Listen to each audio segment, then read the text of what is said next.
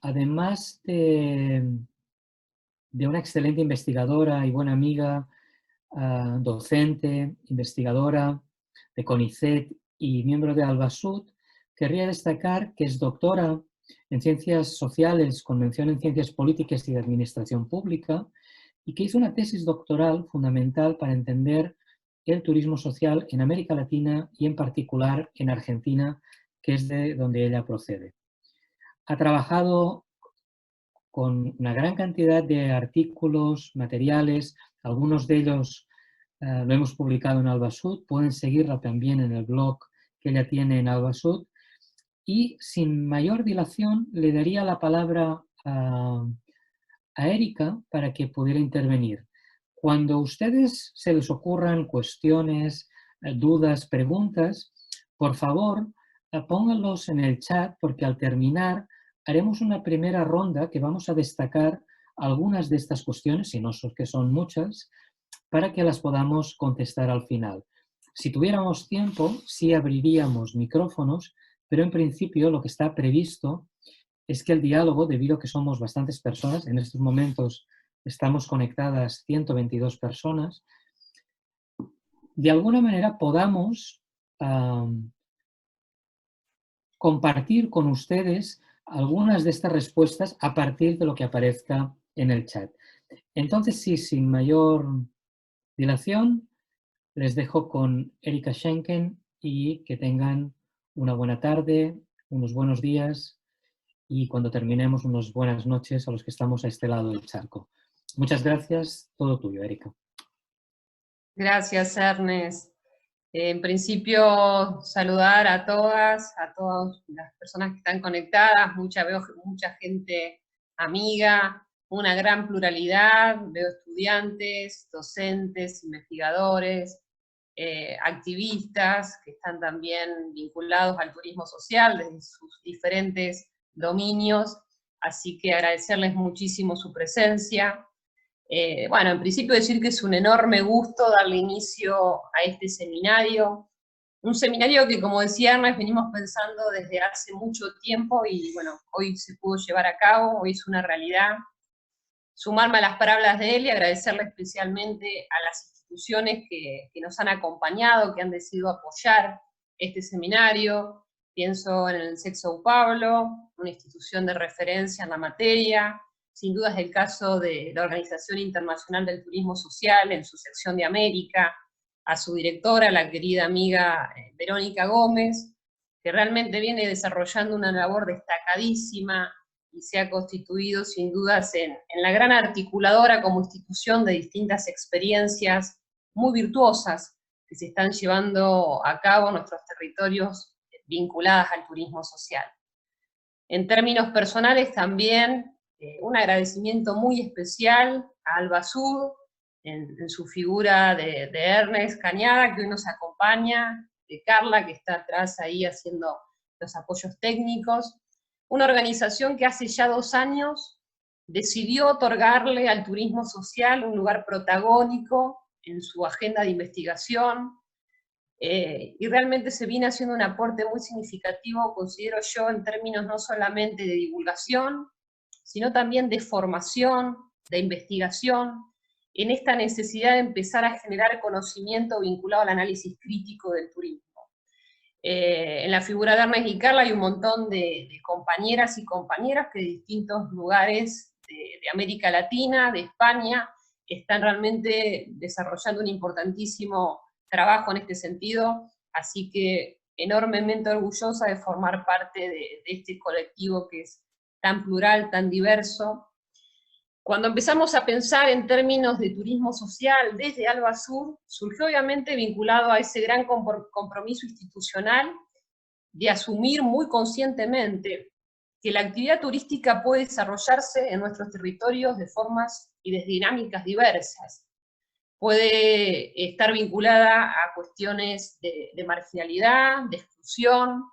de desalojo de nuestras poblaciones, vinculada a una absoluta lógica mercantilista, pero también a partir del campo del turismo social estamos convencidos de que se puede pensar el turismo en otros términos, que se puede llevar a cabo en la cotidianidad, en términos prácticos, experiencias vinculadas al turismo que sean defensa de interés de las grandes mayorías, y es en este marco donde empezamos a desarrollar nuestros primeros trabajos en turismo social desde Albasud, y pensamos los 3 días de trabajo que nos van a encontrar juntos a lo largo de esta semana. En principio, y voy a compartir pantalla y hacer una referencia básica, muy concreta,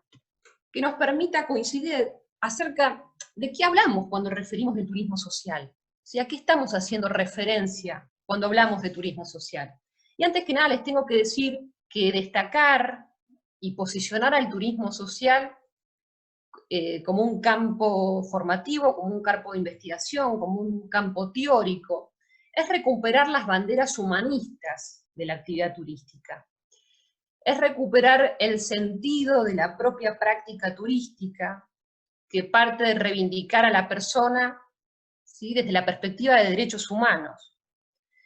Y es una actividad que ha sabido, desde sus orígenes, posicionarse como contracara de ese otro turismo, ¿sí?, comercial, en distintos tiempos históricos. Sus orígenes van a estar muy marcados a lo que tiene que ver con las conquistas laborales, allá por principios del siglo XX, donde el turismo social surge para reivindicar la bandera de la accesibilidad turística. Surge para reivindicar una participación turística más inclusiva, más equitativa, más democrática. Y esto no hace otra cosa que ir en contra de ese turismo elitista, que era el que predominaba a principios del siglo XX, muy vinculado a esos privilegios de la aristocracia, de la burguesía. Entonces el turismo social surge como contracara de esa situación, y va a surgir muy vinculado a lo que fueron las conquistas laborales de este tiempo histórico. Es por eso que los inicios del turismo social se ubican en esa Europa occidental que ya transitaba procesos de industrialización avanzados, procesos de urbanización, a partir de los cuales emerge esa clase obrera, ese sector proletariado, y empieza a emprender cruentas luchas, ¿sí?, para reivindicar mejoras sociales esenciales vinculadas a sus condiciones laborales, ¿sí?, empezando por el derecho al descanso, el derecho al disfrute del tiempo libre, el derecho a una jornada limitada, tanto diaria, semanal, el derecho a las vacaciones periódicas pagadas. Y es así como el turismo social y las primeras experiencias que se desarrollan de turismo social reivindican y se fundamentan en estas banderas del sector trabajador. Si bien hay inicios previos que sobre todo identificamos en asociaciones privadas y laicas, la gran consolidación del turismo social, ¿sí?, la densidad en términos de intervención, de gestión, aparece recién con esas figuras de estados benefactores que empiezan a reconocer en el área del tiempo libre un área clave para generar política de bienestar, ¿sí?, para generar visibilidad en ese sector trabajador que se convierte en un sujeto de derecho, no solamente un sujeto de derecho político, sino también en sujeto de derecho social. Y es así como esas primeras políticas de turismo social apuntan a generar calidad de vida, apuntan a generar bienestar, apuntan a generar sociedades más igualitarias, ¿sí?, todos principios centrales en la agenda pública de ese momento. El turismo social surge como una práctica de recompensa, de restauración de la familia trabajadora. Y sin dudas, en este tiempo histórico, los grandes actores relevantes fueron los propios sindicatos, ¿sí?, esa masa obrera que logra institucionalizarse, que logra formalizarse, no solamente presionando a los estados nacionales a generar normativa vinculada a su derecho al descanso, a las vacaciones periódicas pagadas, sino también presionando para generar iniciativas de turismo social que permita hacer efectiva las vacaciones en esa mayoría trabajadora. Incluso muchos sindicatos generando sus propias propuestas recreativas y turísticas, ¿sí?, para el ocio obrero. Es la etapa del famoso turismo sindical. ¿Y qué sucede en nuestra región? ¿Qué sucede en América Latina? A diferencia del reconocimiento que le otorga la bibliografía referente en la temática, tengo que aclarar una bibliografía de claro corte eurocentrista, la región de América Latina realmente ocupó un lugar destacadísimo en materia de normativa vinculada al derecho al descanso de las mayorías y en materia específica de turismo social en este tiempo histórico. En principio, tenemos países como el caso de Brasil y México, que en el año 38 se constituyen en los primeros países a nivel mundial en ratificar el famoso convenio 52 de la OIT, de la Organización Internacional del Trabajo, que establecía el derecho a las vacaciones periódicas pagadas para todos aquellos trabajadores públicos y privados. Convenio incluso al que diera Argentina en los años 50, en la presidencia de Juan Domingo Perón, y se convierte en el 7º país del mundo en convalidarlo. A su vez, nuestros países llevan a cabo el diseño de la primera normativa internacional, como fue la Declaración Interamericana de los Derechos del Hombre, donde se habla ya del derecho al disfrute del tiempo libre, al ocio, a la recreación, ya no solamente para el sector trabajador, sino también para el conjunto de la población. Y estas iniciativas aparecen vinculados, estos reconocimientos, a los fundamentos sociales, que son los grandes pilares del turismo social en este tiempo histórico. El turismo social aparece vinculado a ese mejoramiento espiritual, cultural, físico, a la realización de proyectos individuales y colectivos, a generar bienestar y calidad de vida en estas grandes mayorías. Pero les decía que más allá de estos primeros pronunciamientos que llevamos a cabo como región en términos normativos, que reivindican, que defienden el derecho al tiempo libre de las mayorías, también emprendemos nuestras propias propuestas de turismo social. Propuestas que se desarrollan contemporáneamente a las primeras propuestas europeas. Si tenemos que destacar un caso específico en materia de intervención política, es decir, en términos de política pública, se destaca sin duda el caso de Argentina. ¿Sí? Cuando el gobierno de Juan Domingo Perón a escala nacional, ¿sí?, decide entender en el tiempo libre un área clave para generar política de bienestar para el sector trabajador. Y es así ya como en la década del 40, en la década del 50, empieza a destinar por primera vez recursos específicos a financiar un sistema estatal de colonias de vacaciones que se desarrolla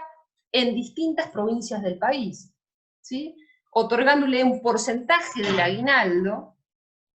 ¿sí?, una medida recientemente sancionada que beneficiaba al sector trabajador, a financiar específicamente estas políticas de turismo social, estos complejos vacacionales estatales, que buscaban facilitarle, ¿sí?, hacer efectiva el disfrute de estas vacaciones en estas familias trabajadoras. Fíjense en la magnitud que tuvo esta política, que luego de 70 años, 2 de los complejos que se mantienen en pie, que son los complejos de Chapalmalán en Mar del Plata y los complejos de Embalse en Córdoba, siguen sosteniendo la política de turismo social en Argentina. Y el otro ejemplo que sin duda se destaca,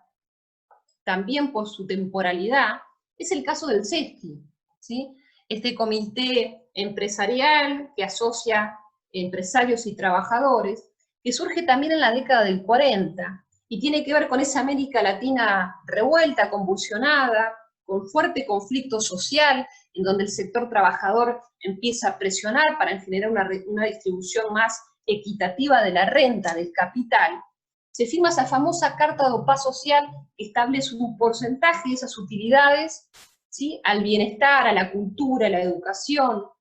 al esparcimiento del sector trabajador en Brasil. Y sin dudas donde adquiere una gran visibilidad es en San Pablo, el estado más poblado, pero sobre todo también más rico del país,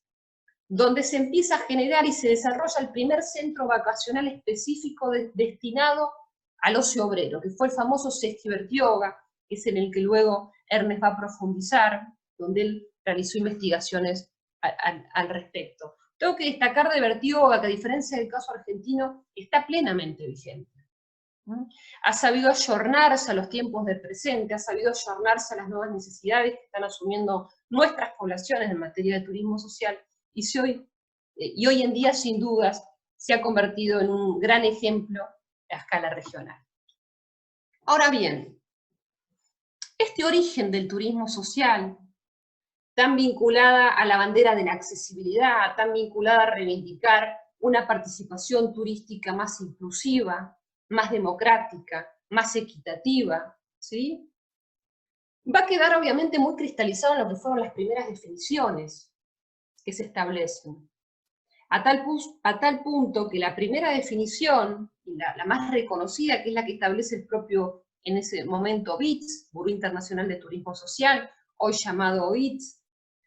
establece que todo aquel turismo social se vincula específicamente a esta cuestión de la participación turística y particularmente a un grupo determinado, que son esas capas sociales con recursos modestos.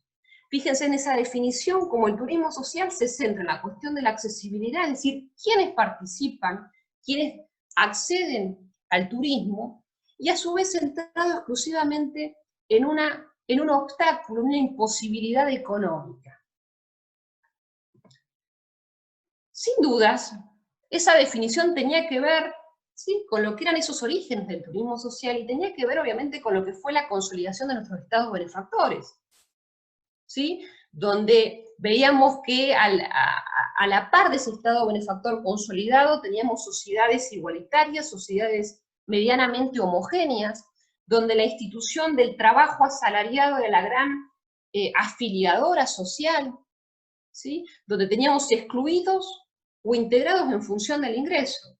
Bueno, con el derrumbe del Estado benefactor y su eclosión, esta sociedad homogénea, y dio lugar a esas sociedades tan dinámicas, tan fragmentadas, donde concurren múltiples colectivos de excluidos, donde sin dudas la cuestión del presupuesto, la cuestión del ingreso sigue ocupando un lugar central, pero donde también aparecen muchísimas otras marginalidades que afectan a nuestras poblaciones y limitan situaciones de bienestar, entre ellas el esparcimiento. Y es así entonces donde el turismo social empieza a diversificar también sus obstáculos y empieza a diversificar al colectivo, al grupo al cual va a estar destinado, reivindicando sin dudas a aquella población económicamente vulnerable que sigue ocupando un lugar protagónico, pero también trabajando en otras esferas de la exclusión, como es la cuestión etaria, y el turismo social empieza a atender así también ambos extremos de las pirámides, y piensa trabajar en el turismo de la tercera edad, en turismo joven. Empieza a abocarse también a generar accesibilidad turística en términos de salud, vinculado a personas con discapacidad, tanto definitiva como temporal. Surge todo lo que tiene que ver con el campo del turismo accesible en el marco del turismo social. Y sin duda, sobre todo, en este último tiempo, con el gran avance de esta economía globalizada, de las corrientes inmigratorias, empieza a atender especialmente a esa población inmigrante, a población refugiada. Y es así entonces, como esa definición del BIT, que nos hablaba de capas sociales con recursos modestos, se amplía significativamente y nos dice, bueno, vamos a trabajar con turismo social, vinculado a todas aquellas personas que no puedan acceder al turismo por el motivo que sea. Y es así como esta complejización de los destinatarios también se traduce en los agentes operadores del turismo social. Y esos estados nacionales, que eran los grandes centralizadores en materia de iniciativa de turismo social, empiezan a compartir, ¿sí?, este lugar de operador de turismo social con otros actores tanto propios de la estructura pública, como otros actores también propios de la estructura privada. Vinculado a la estructura pública y sin dudas vinculado específicamente a lo que tiene que ver con esos procesos de descentralización del Estado-Nación, que se da a partir de la década del 90, vemos que hoy en día en muchos de nuestros países, muchas provincias, estados, municipios, comunas, desarrollan sus propias propuestas de turismo social. Incluso vemos cómo hoy el actor privado desde la economía social y solidaria asume un papel protagónico a partir de distintas organizaciones del pueblo. Y vemos que siguen estando plenamente los sindicatos en materia de turismo social, los comités de empresa, también cajas de compensación final, las famosas cajas de ahorro. Y sobre todo en el último tiempo empieza a tener un peso protagónico en materia de propuestas que buscan un acceso al turismo más inclusivo, más solidario, más sustentable, lo que tiene que ver con las cooperativas de trabajo. Ahora bien, de la mano de esta temporalidad que estamos asumiendo del turismo social, y que también atraviesa la actividad turística, se da esta gran expansión que asume la actividad turística a lo largo del siglo XX. Una gran expansión que no es otra cosa que visibilizar de manera cada vez más notoria los grandes impactos que este avance de la actividad turística estaba teniendo en nuestros territorios, estaban sufriendo nuestras comunidades. Entonces, ¿cómo podía ser que una actividad como el turismo social,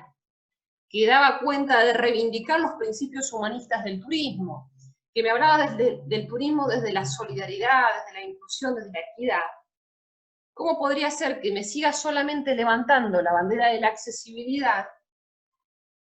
y le esté dando la espalda a las grandes problemáticas que estaban afrontando nuestras comunidades con esta expansión que estaba asumiendo la actividad turística? Y es en este marco donde sanciona la famosa Declaración de Montreal, un documento que está absolutamente vigente, que la sanciona el propio BITS, ¿sí? La propia Organización del Turismo Social, donde hace una importante discusión puertas adentro, y pone en palabras, formaliza, institucionaliza un montón de estas dinámicas que se estaban visibilizando a final del siglo XX, y que el turismo social era fundamental que rápidamente se haga cargo. Y es así como, en primer lugar, se desarrolla a partir de esta Declaración de Montreal una necesaria reformulación del concepto del turismo social y, a su vez, una complejización de los campos de actuación. Y estas nuevas definiciones de turismo social no hacen otra cosa que poner sobre la mesa y destacar en su área de actuación a las comunidades de destino y su ambiente. Para el turismo social, preocuparse tanto por el visitante como por el anfitrión. Y establece muy claramente que estos beneficios que genera el desarrollo turístico, antes que nada tienen que beneficiar a estas comunidades, tienen que beneficiar a estos territorios. Y empezamos a poner en discusión cuestiones esenciales y centrales, como es un necesario límite al crecimiento turístico, como es la responsabilidad que asumimos en tanto turistas en este tiempo presente, y sobre todo la necesidad de empezar a formar y sensibilizar, empezar a generar concientización a partir de la práctica turística. Y la segunda gran cuestión que pone en discusión esta Declaración de Montreal, yo creo que quizás la más importante, es esta cuestión que se empezaba a ver muy claramente ya a partir de los 90, que el turismo social se convertía también en una alternativa en disputa. Esa expansión de la actividad turística obviamente vino de la mano de una alta consolidación del sector turístico, del capital turístico, que empieza a competir en estructuras comerciales obviamente cada vez más concentradas, y donde empieza a asumir nuevas estrategias comerciales, entre las que se destaca la famosa estrategia de la segmentación turística, ¿sí? Generando o llegando a nichos de mercado innovadores, ¿sí? Que parecen prestar atención a cuestiones de la sustentabilidad, de las comunidades, las dificultades o las problemáticas de los sectores mayoritarios. Y por tanto empiezan a generar productos turísticos alternativos, donde visualizan al turismo social como un área fundamental. Por tanto, para el empresariado empieza a aparecer el turismo social como un nuevo nicho de mercado. Un nuevo nicho de mercado que no solamente les permite un lavado de la imagen comercial, ¿sí? Porque les permite teóricamente contribuir a grandes causas sociales, Les permite no solamente atender a este nuevo nicho del mercado, ¿sí?, que se preocupa por esta cuestión de la naturaleza prístina, por esta cuestión de la diversidad cultural, sino que también el turismo social tiene la particularidad de permitirle generar mayor demanda en términos de que permiten llegar a un consumidor que por su presupuesto bajo estaba fuera, en tanto consumidor real, pero ahora con una subvención del Estado o la subvención de algún actor de la economía solidaria se convierte en un consumidor turístico más. Y a su vez porque le permite sostener estructuras de costos fijos. Porque esta demanda, como ellos le llaman subvencionada, ¿sí?, se puede canalizar en épocas del año de baja comercial y así me permite sostener costos fijos y por tanto aumentar ganancias, aumentar ingresos. Este discurso del turismo social economicista, le llamo yo, que surgió incluso por las propias necesidades y problemáticas de la oferta turística, ha calado muy fuerte, no solamente en una parte importante de los actores institucionales, sino, diría yo, lo que es más grave, en una gran parte importante de nuestras autoridades gubernamentales. Y este discurso economicista del turismo empezó incluso a sostener muchos de los programas de turismo social que se desarrollan en materia de política pública, donde vemos que el turismo social se presenta como una actividad económica más, que permite, por un lado, sostener estructuras empresariales y así generar ingresos y empleo, vinculado obviamente a esos discursos positivistas de la actividad turística en general,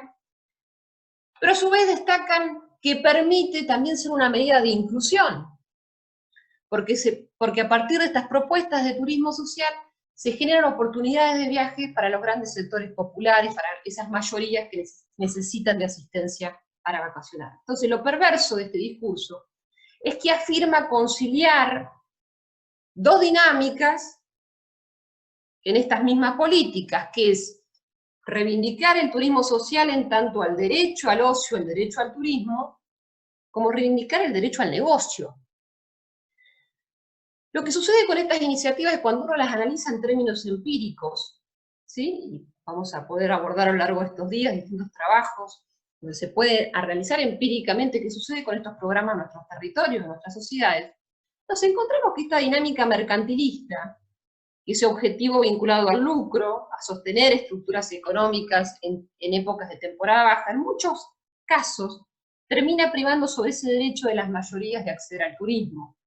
¿sí?, privando entonces el negocio por sobre el derecho social del disfrute. Y es acá donde la Declaración de Montreal viene a ser otro tremendo aporte. Porque acá la Declaración de Montreal nos dice que un operador turístico no va a identificarse como un operador de turismo social por su naturaleza jurídica, es decir, por su inscripción formal, sino por sus prácticas cotidianas. Y establece una serie de criterios esenciales que nos permiten entender si estamos en presencia, ¿sí?, de un operador que garantiza los principios esenciales del turismo social o que solamente lo usa como etiqueta para reproducir las estrategias tradicionales. Esto no hace otra cosa que poner en discusión, ¿sí?, qué tal operador de turismo social puede ser si el único objetivo que tenés es un objetivo centralmente de lucro. ¿Qué tal operador de turismo social puede ser si en tus destinatarios estás discriminando por condición de ingresos, por condición de raza, por condición de género, por condición de clase? ¿Cómo puedes ser un operador de turismo social si en tus prácticas cotidianas no haces otra cosa que articular, por ejemplo, con industrias contaminantes, como puede ser el transporte aerocomercial, como puede ser la industria naviera de cruceros? ¿Qué tal operador de turismo social, más allá que te digas eso en tu naturaleza jurídica, puede ser si los precios que estás ofreciendo en tu estructura de precios es la misma que ofreces a tu demanda comercial? Entonces tu principal destinatario, que es el sector de bajos ingresos, termina sin poder acceder a tus programas. ¿Qué tal operador de turismo social puede ser si en tu práctica cotidiana empresarial está reproduciendo trabajo precario, trabajo informal, trabajo desigual. Y es así como llegamos a esta necesaria definición amplia del turismo social, que es la que abrazamos absolutamente desde el Albasud como institución. Hablar de turismo social es hablar de un turismo con un agregado valor ético que busca como prioridad central beneficiar tanto al anfitrión como al visitante en la experiencia turística. Tenemos que beneficiar a la persona de bajos ingresos no solamente generando oportunidades de viaje, sino también generando, induciendo desarrollo económico y social en esas comunidades de destino, generando ingresos justos, con enclave local. Y es así como el turismo social reivindica y sigue reivindicando sin duda la causa de la accesibilidad, pero genera nuevas causas con las cuales se debe complementar y debe atender, como es la sustentabilidad social y económica, como es la conservación de los ecosistemas, como es la cuestión de la formación, como es el respeto a la cultura local, a la diversidad cultural.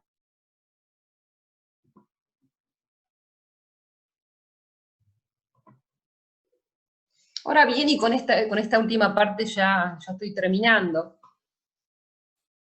Más allá de estas discusiones teóricas que podemos dar y que sin duda están atravesando hoy las problemáticas asociadas al turismo social desde las distintas latitudes,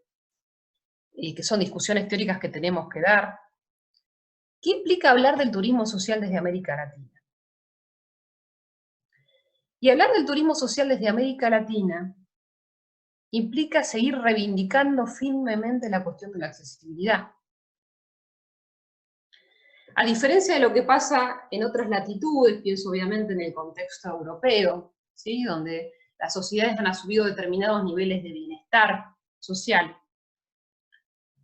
Hablar de problemáticas sociales de América Latina es hablar desde la región más desigual del mundo. Esto quiere decir que distribuimos nuestra renta, distribuimos los ingresos que generamos de la manera más inequitativa que lo hace cualquier región del mundo, ¿sí? Donde una minoría disfruta de los privilegios y una mayoría concentra los costos.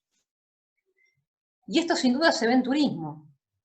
donde vemos que el patrón de desarrollo de las últimas décadas no hizo otra cosa que consolidar nuestras desigualdades tradicionales que sufrimos y sufren nuestras poblaciones, vinculada a la raza, vinculado al género, vinculado a la clase. No hicieron otra cosa que ampliarse y generar cada vez mayores dificultades en el acceso a servicios y bienes por parte de las mayorías, entre los que aparece el esparcimiento, entre los que aparece el disfrute del tiempo libre, entre los que aparece la recreación, entre los que aparece el turismo. Y así nos encontramos con minorías que realizan distintos viajes turísticos en cantidad y diversidad, nacionales e internacionales, mientras que una mayoría concentra extensas jornadas laborales, en su mayoría informales, ingresos insuficientes y escasas posibilidades de esparcimiento a su disposición. Y esto está muy claro cuando analizamos las estadísticas, las pocas estadísticas que tenemos, porque obviamente en términos de prioridad del Estado, la estadística de turismo en nuestros países es el turismo internacional, es el turismo receptivo. Pero cuando recuperamos las poquitas estadísticas que hay sueltas en cada uno de nuestros países, nos encontramos con esta realidad, que no es otra cosa que afirmar eso que imaginábamos. Encontramos que en nuestros países la participación turística es absolutamente minoritaria, ¿sí? Nuestros niveles de participación, es decir, cuántos de nuestros residentes acceden al disfrute de un viaje en el año, son absolutamente minoritarios. Absolutamente incomparables con la realidad europea. Vemos que Europa tiene una media del 70%, incluso cuando analizamos, por ejemplo, la participación de los países nórdicos, ¿sí? Como Noruega, como Finlandia, nos encontramos con niveles de participación del 80 al 90%. Claro, en estos contextos el turismo es absolutamente cotidiano. Es una realidad cotidiana de las mayorías. Bueno, pero esto no pasa en América Latina. En América Latina nos encontramos que el acceso al turismo es minoritario y tenemos países incluso con tasas de participación del 10, del 20%. Es decir, que tenemos sociedades donde el 70, el 80% de nuestra población, el turismo es absolutamente infrecuente. El turismo no es una práctica cotidiana de los sectores populares, ¿sí? No está al alcance, no está disponible entre sus prácticas de esparcimiento.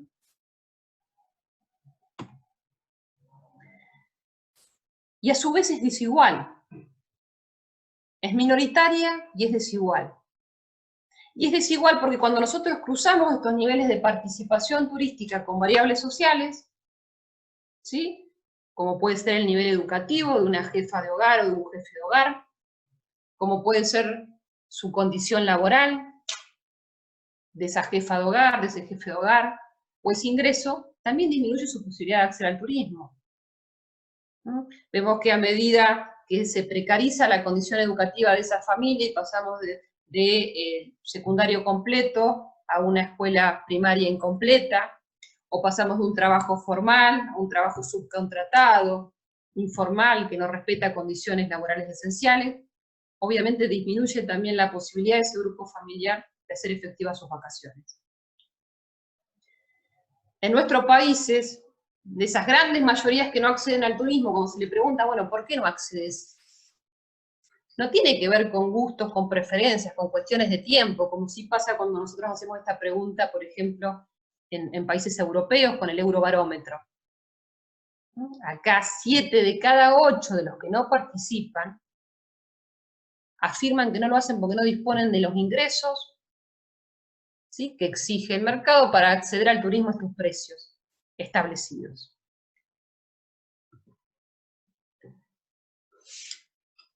Por tanto, hablar de turismo social desde América Latina tiene una relevancia enorme, ¿sí? El turismo social tiene que seguir ocupando un lugar fundamental a nuestras agendas públicas, nuestras agendas sectoriales. Y es lo que intentamos hacer con este informe que publicamos desde Alba Sud en el año 2019, donde recuperamos distintas experiencias de turismo social que hasta ese momento se estaban desarrollando en nuestra región. Y esto pudo reflejar, ¿sí?, que el turismo no solamente es un modelo a partir del cual poder discutir determinados modelos de desarrollo, sino también es un modelo transformador que se desarrolla, se lleva a cabo en nuestros territorios de manera muy exitosa, generando alternativas no solamente de esparcimiento en los sectores populares, en las grandes mayorías, ¿sí?, haciéndoles accesible la posibilidad del disfrute al ocio, sino también que a partir del turismo social se puede constituir en alternativas económicas en muchas familias, en muchas comunidades, que teniendo todo el potencial turístico para desarrollarse, incluso la voluntad de tener sus propias propuestas turísticas, venían siendo absolutamente marginadas por las propuestas comerciales, y que estas experiencias regionales nos muestran que encontraron en el turismo social, ¿sí?, una alternativa para poder complementar sus economías familiares, una alternativa de desarrollo. ¿Cuáles son las experiencias que destacamos? Bueno, sin duda los complejos estatales de Argentina, más por su historia que por su presente. Obviamente, como Argentina es una situación que me afecta especialmente y me atiende, me preocupa. La situación de los complejos actuales es una situación muy complicada, muy difícil, pero fíjense en la importancia de esa política que se implementó hace 70 años, que hoy en día 2 de sus complejos, que son los únicos que siguieron en pie después de distintos procesos de transferencia y de vaciamiento en distintos periodos de la historia argentina, siguen sosteniendo la política de turismo social en Argentina. En términos de política pública, en ese momento recuperamos sin duda el caso de Uruguay. Uruguay, que a diferencia del caso Argentina, no tenía antecedentes en el área, y es una de las grandes políticas que implementan los nuevos gobiernos populares que comienzan a implementarse en la región a partir de los años 2000. En este caso es un programa que lleva a cabo el Frente Amplio, que lo valoramos especialmente por sus importantes impactos que tiene en materia distributiva, por cómo logra generar acuerdos de precio con el sector privado, y cómo logra canalizar el subsidio donde tiene que ir esos sectores económicamente vulnerables. Y a su vez tiene importantes beneficios en cuanto a la federalidad, donde habíamos que claramente distribuía los beneficios del turismo, no solamente en beneficio del sector popular que accedía al turismo, sino también incluyendo comunidades del interior, que no eran las más valorizadas por las propuestas comerciales. Lamentablemente es un programa que a partir del cambio de gobierno que transitó este país quedó interrumpido, así que es realmente una pena porque tenía un impacto muy, muy virtuoso. Sin dudas, en términos privados, de la mano de la economía social y solidaria, recuperamos el caso del turismo social del Sexo Pablo, y particularmente el caso de Bertioga, y el caso de Confenalco Antoquia, ¿sí? Una caja de compensación familiar, que también, como sucede con la mayoría de estos actores de la economía social y solidaria, surge en la década del 50, con esa Colombia convulsionada, que firma el acuerdo de paz entre el empresario y el sector trabajador, estableciendo ese famoso subsidio familiar, que otorgaba una parte del capital turístico a la cultura, a la educación y al esparcimiento de la familia trabajadora, y en ese marco comienzan a desarrollarse programas de turismo social. Especialmente destacamos cómo podía articularse el turismo social con prácticas turísticas ambientalmente más responsables. De este caso nos va a hablar José Jaime Díaz mañana, que es el gerente del área de esparcimiento que tiene Confenalco Antioquia.